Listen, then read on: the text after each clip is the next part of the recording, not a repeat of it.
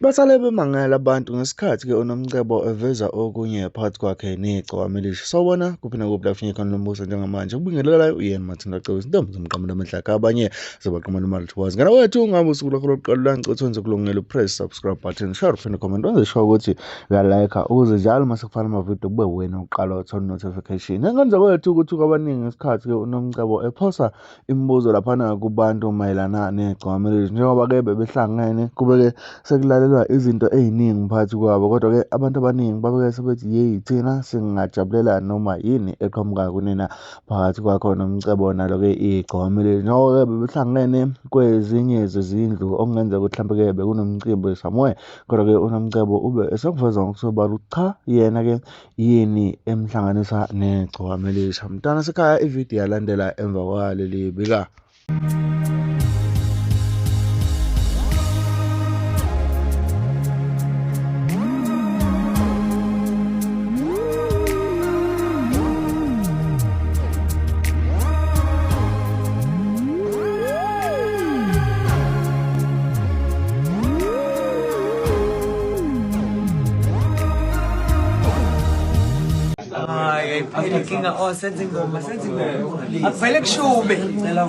Guys, are you ready at home for a song? Yeah.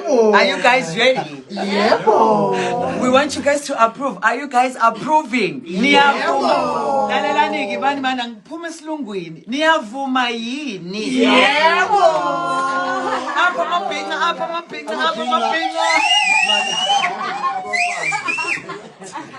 Now I'm a big lad to him.